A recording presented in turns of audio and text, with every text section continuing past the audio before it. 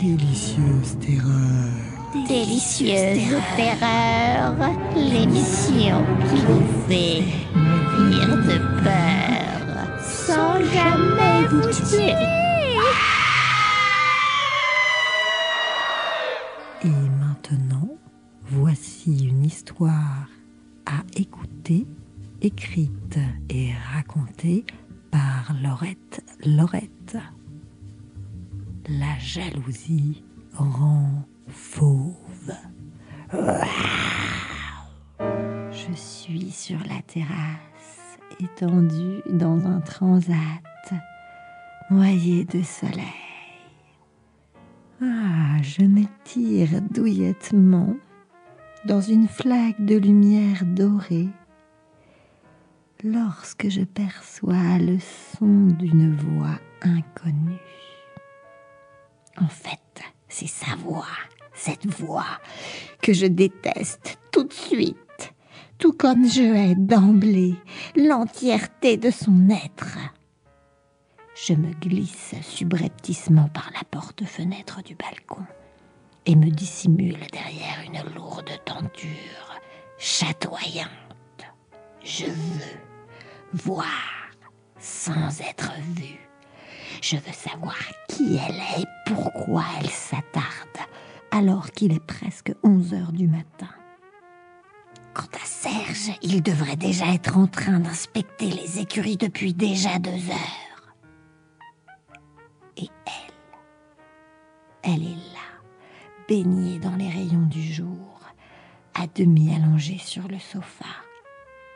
Son parfum bon marché envahit l'air d'une odeur insupportable.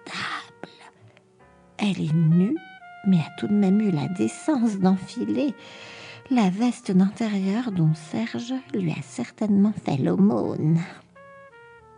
Je reconnais cette veste bleue en soie délavée que sa mère lui a offert pour ses 53 ans l'hiver dernier.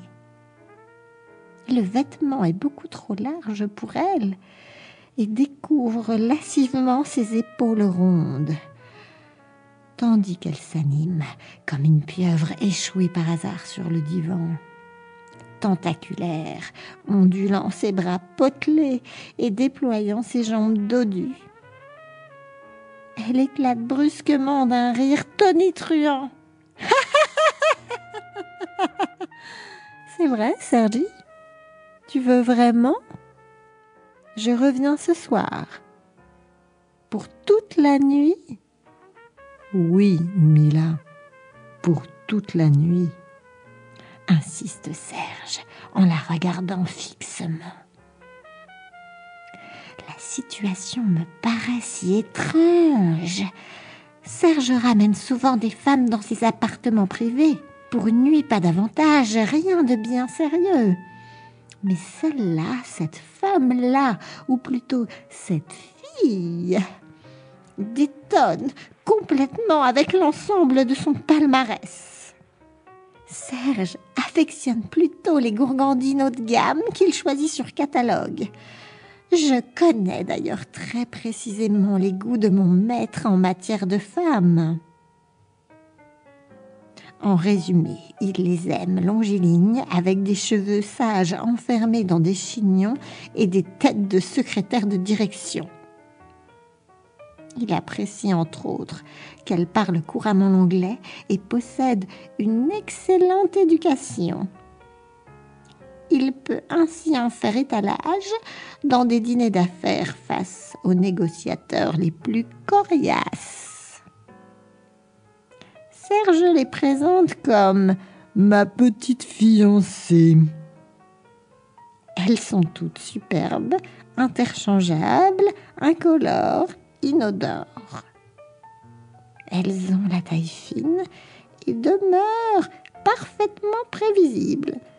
Elles connaissent sur le bout de leurs ongles délicatement laqués le rôle qu'elles ont à tenir. Soit belles et invisibles. Seule la teinture de leurs cheveux varie parfois. Mais avec cette Mila, c'est autre chose. D'abord, elle n'est pas belle, ni même jolie. Cependant, il s'en dégage une sorte de magnétisme sulfureux. Quand Mila se meut même imperceptiblement, le moindre de ses gestes vous happe dans son ombre vénéneuse. C'est une plante carnivore, séduisante et redoutable. Serge, les yeux rivés sur elle, semble complètement fasciné. Peu importe où elle se trouve, Mila occupe d'emblée toute la place. Exactement comme à ce moment précis où elle trône dénudée au milieu du salon. Elle pourrait être ridicule. Eh bien non, elle ne ressemble pas à une simple pute de bas étage. Je pressens chez elle autre chose de dangereux et de flamboyant, qui émane de toute sa personne, presque malgré elle. Sa peau mate, ses longs cheveux noirs en bataille et son corps tout en courbe confèrent à son charme une aura indéfinissable. Et à mon grand désarroi, Serge est en train de succomber sous mes yeux perçants à son charme exotique. Les yeux violets de chat de cette Mila, dégoulinant de col noir de la veille, happent Serge. Sergi chéri, si je reviens pour toute la nuit, ce sera beaucoup plus cher. D'ordinaire, Serge n'aurait pas levé un sourcil face à l'exigence d'une telle petite grue. Mais de nouveau, il la dévisage avec un mélange de surprise et de curiosité, amusé, avant d'acquiescer. Mila, ton prix sera le mien. Reviens à 19h, nous dînerons ensemble ici. Puis, il dépose discrètement sur le meuble laqué de l'antichambre un rouleau de billets de 100.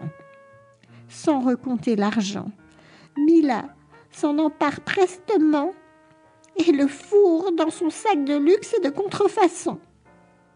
Puis, elle enfile ses cuissardes en vinyle rouge à talons aiguilles. Après, le sourire ravageur aux lèvres, elle tire négligemment sur sa mini-jupe en nylon avant de claquer la porte. À ce soir, Sergi chéri. Je viens d'assister à une scène totalement improbable et qui me plonge dans une profonde insécurité. Je n'ose me découvrir et m'extraire de ma cachette afin de signifier à Serge qu'il est pris en plein flagrant délit. Je me sens humiliée, anéantie. Jamais auparavant, Serge n'a osé inviter chez nous une telle femme à dîner. Depuis toutes ces années que nous vivons ensemble, jamais je ne lui ai reproché quoi que ce soit, ni ses vacances en solitaire, ni ses absences. J'ai toujours été là, contre son cœur, chaque fois qu'il en avait besoin. Je l'écoutais, tranquille. Ma présence rassurante constituait le terreau bienfaisant dans lequel ses racines pouvaient plonger et tirer leur substantifique moelle. Grâce à moi, Serge tient debout. Jamais je n'ai failli à la tâche, jamais je n'ai exigé une fidélité exemplaire de sa part. L'essentiel est qu'il me revienne. L'essentiel est qu'il me soit attaché. Mais en cette fin de matinée, je l'ai perdu. J'en tremble de colère et d'angoisse. Mila, toujours en équilibre sur ses talons aiguilles, descend l'imposant perron de la maison de maître. Elle vient de finir la nuit avec un client pour le moins inhabituel. Ce Serge de Montancel, un gros poisson, voire un soi-disant requin, beaucoup plus facile à ferrer qu'elle ne l'eût cru, presque trop simple. Il a suffi qu'elle l'allume avec un air un peu éméché à 4 heures du matin sur le parking de cette boîte de province, ringarde et déclassée, le Pink Club, et le tour était joué. Une belle de nuit en perdition, un véritable rôle de composition pour elle. J'ai vraiment bien mérité mon argent, songe-t-elle en caressant fébrilement le précieux rouleau de billets dans son sac. Elle est épuisée. Il y a ces horribles chaussures qui lui font si mal aux pieds, sans parler de cette jupette dans laquelle elle est saucissonnée. Elle traverse le parc qui entoure l'imposante bâtisse avec précaution, naviguant entre les gravillons des allées. Il ne s'agit pas de s'étaler à plat de couture maintenant. Elle soigne sa sortie, car elle doit préserver la crédibilité de son personnage, au moins jusqu'à demain matin. Autant tirer sa révérence avec le plus de véracité possible. Enfin, elle dépasse la grille du parc spacieux qui entoure le semblant de petit château de Cergy Chéri. Bon débarras, au moins jusqu'à ce soir 19h. Elle marche encore quelques mètres le long de la départementale dans la campagne verdoyante, avant de pénétrer sur un petit chemin de terre à l'abri des regards. Quel soulagement! Ses pieds sont en sang et ses jambes frigorifiées presque bleues. Elle pose son sac à terre pour en extirper un téléphone mobile, un jeans roulé sur lui-même, un bonnet noir et une paire de baskets. Elle se déshabille rapidement. Une fois débarrassée de ses oripeaux d'oiseaux de nuit qu'elle cale au fond du sac, elle se glisse dans ses nouveaux vêtements, beaucoup plus familiers et confortables. Puis, munie d'un élastique, elle ajoute la touche finale en nouant ses cheveux sur lesquels elle plaque le bonnet. Enfin débarrassée de Mila durant quelques heures. « Bonjour Jamila », se murmure-t-elle gaiement à elle-même. Protégée des yeux indiscrets, Jamila pianote maintenant sur le clavier de son téléphone. « Salut, c'est moi. » Ouais, il a mordu sans problème. Il est même déjà bien accro. Beaucoup plus facile que prévu. Je crois qu'il s'ennuie énormément, du coup il veut me revoir ce soir. J'ai dit oui parce que j'ai rien pu trouver pour le moment. Tu vois, 24 heures, jamais pas une de plus. Je te jure que ce sera terminé dès cette nuit. Je vais fouiller la baraque de fond en comble pendant qu'il dormira. Tu n'auras pas 24 heures de plus, jamais. Pense à ça. J'y pense, je fais tout ce que je peux, Radou. Ouais, reprend la voix goguenarde au bout du fil. Il y a sûrement un coffre planqué quelque part dans son bureau ou ailleurs. Cherche, jamais.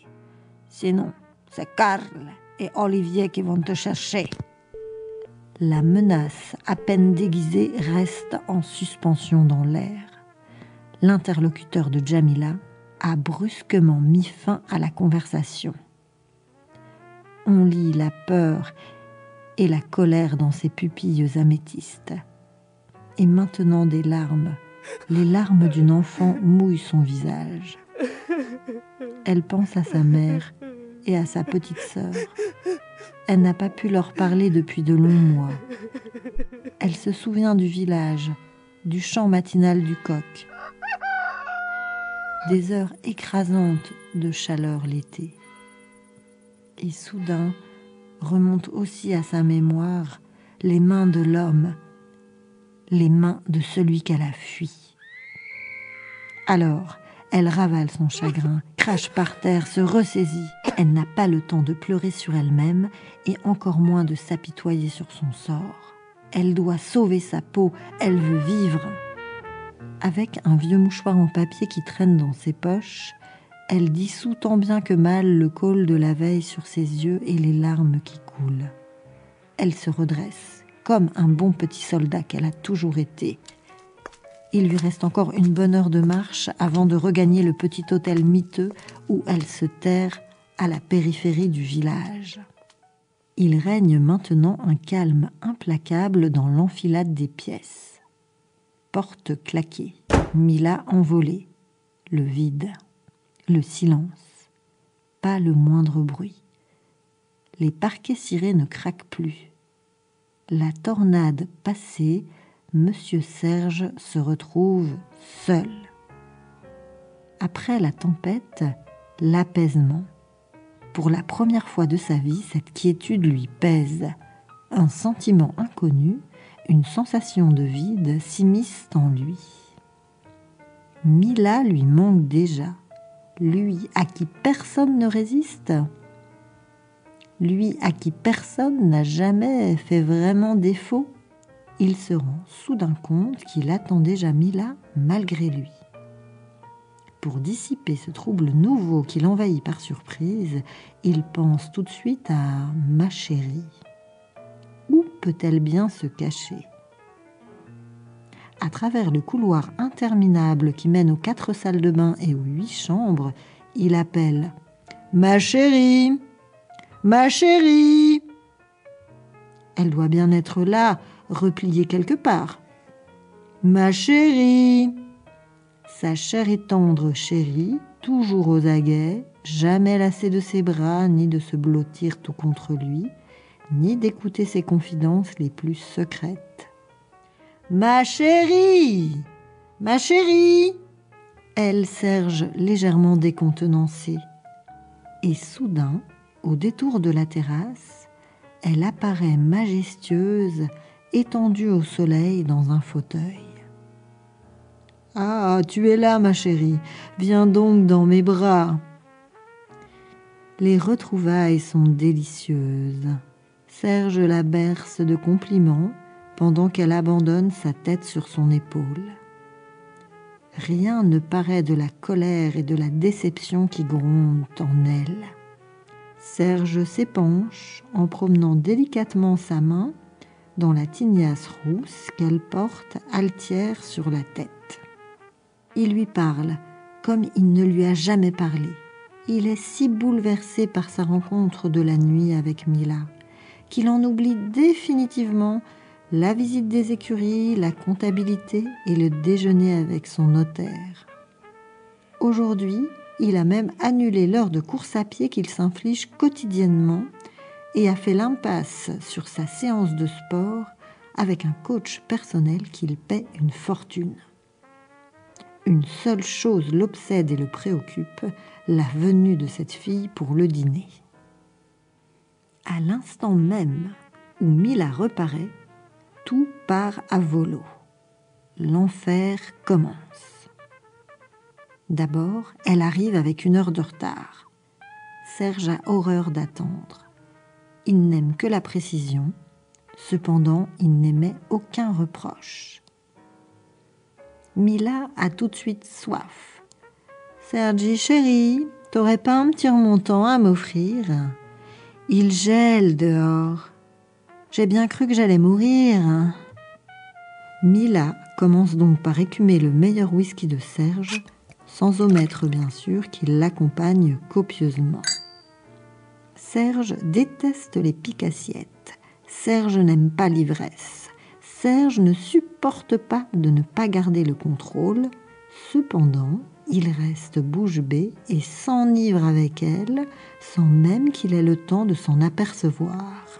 Puis, sans plus de cérémonie, Mila jette sur le sol ses grandes bottes à talons aiguilles.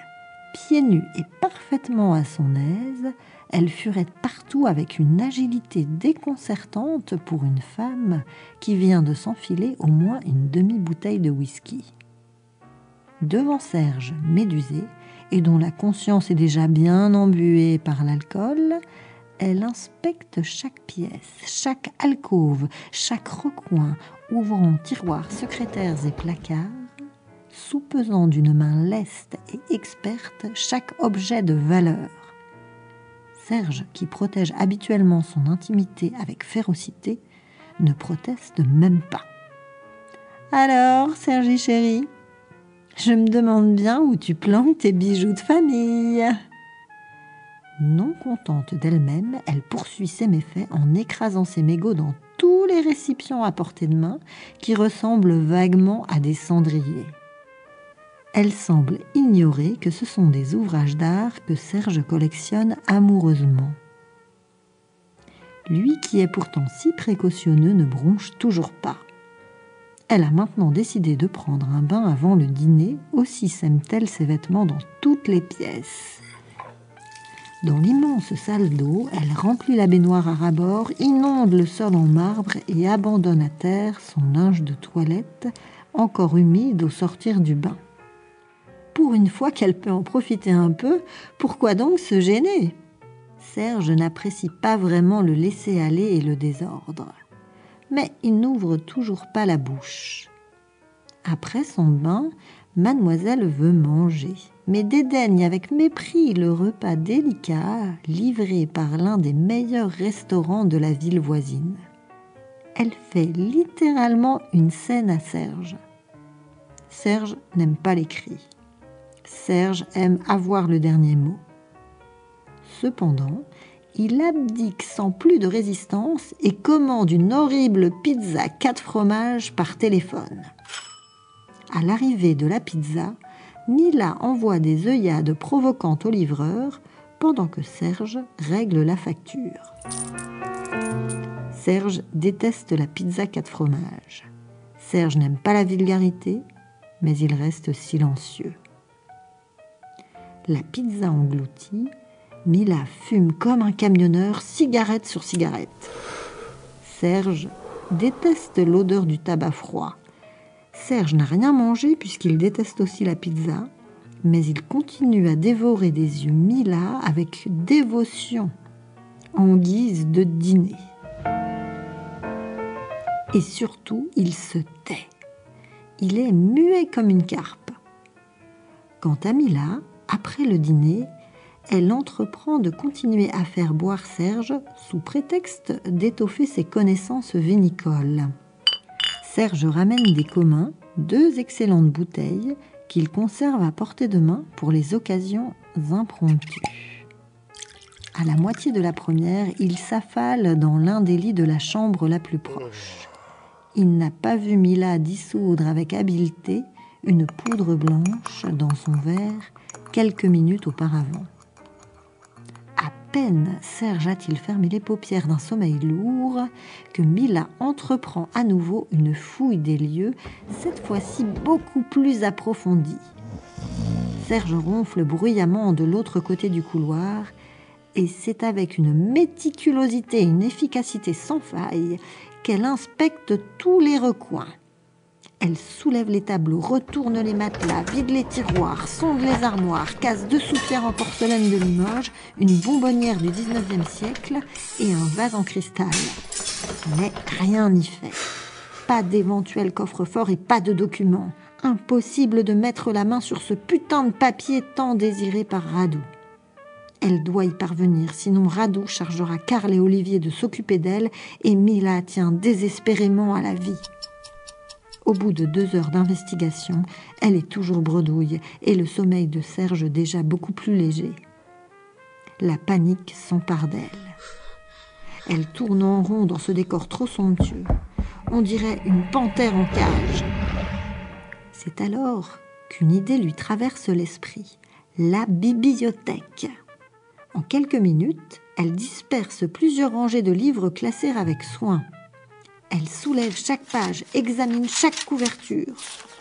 Quand plusieurs ouvrages attirent son attention, elle les feuillette un à un avec minutie et découvre enfin un roman un peu spécial, qui n'est autre qu'une boîte en trompe-l'œil contenant le précieux document, plié scrupuleusement en 4.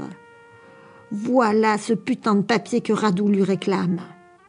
Elle détient enfin son passeport pour la liberté.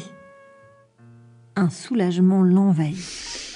Au loin, au fond du couloir, la voix de Sergi chéri émerge malgré les vapeurs d'alcool et le somnifère qu'elle s'est fait un plaisir de lui administrer. Ah non, pas lui, pas maintenant. Elle regagne la chambre, histoire de le faire taire une bonne fois pour toutes. « Mila !»« Sergi chéri, je suis là !» lance-t-elle d'une voix sirupeuse. Serge grogne et lui tend les bras dans son demi-sommeil. Dès son arrivée au début de la soirée, je me suis retranchée dans les communs. L'une des portes de cette pièce s'ouvre directement sur les terrasses, fameuses terrasses qui courent entièrement le long des appartements de Serge et qui m'ont offert une vue imprenable sur tout ce qui se déroulait à l'intérieur. Depuis des heures, j'ai observé cette femme ensorceler mon Serge. Je l'ai regardé boire, manger et mettre à sac notre demeure. J'ai été impuissante et invisible.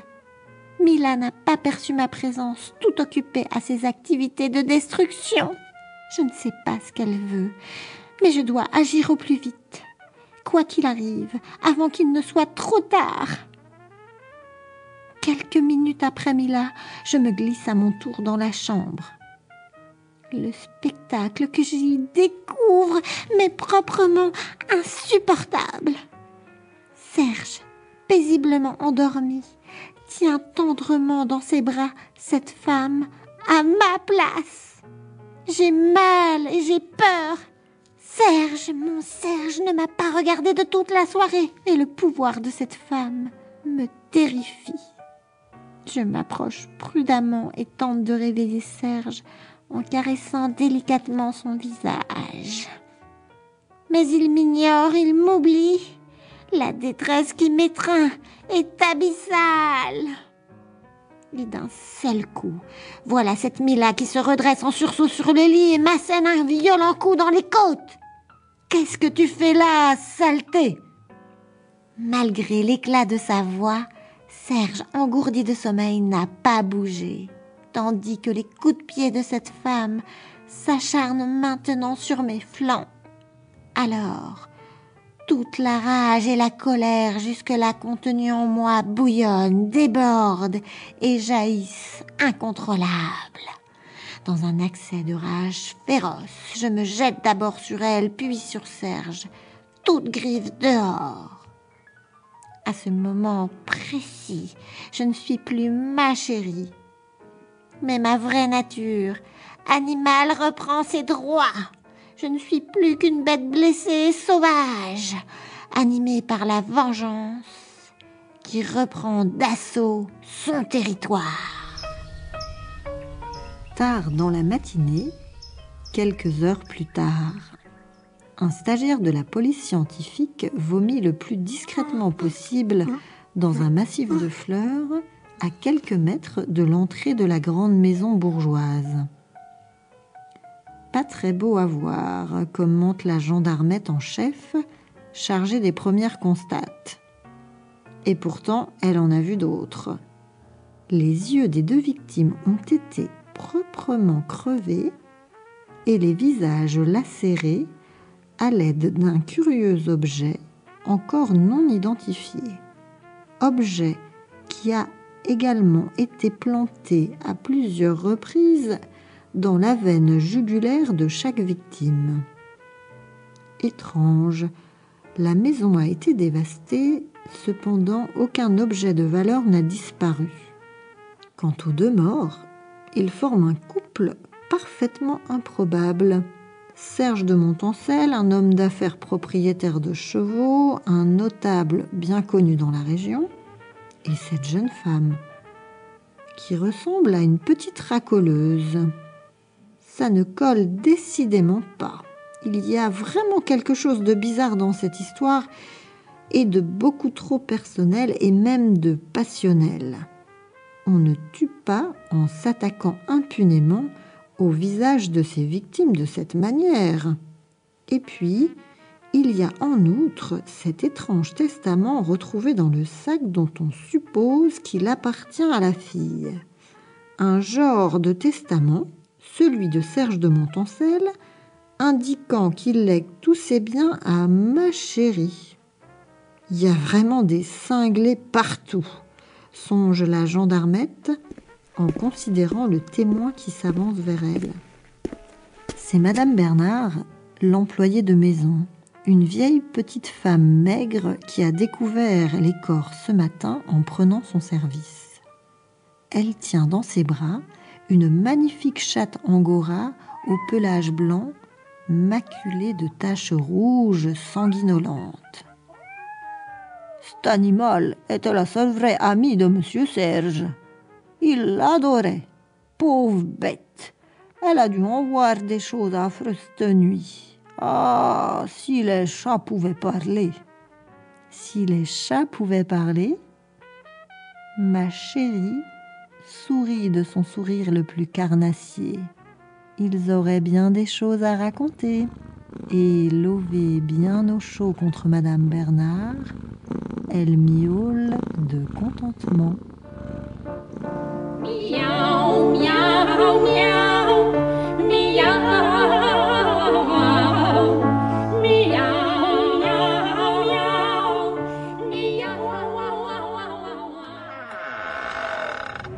Maintenant, chers auditeurs, en attendant la prochaine fois, continuez de trembler. Nous vous adressons nos salutations les plus noires.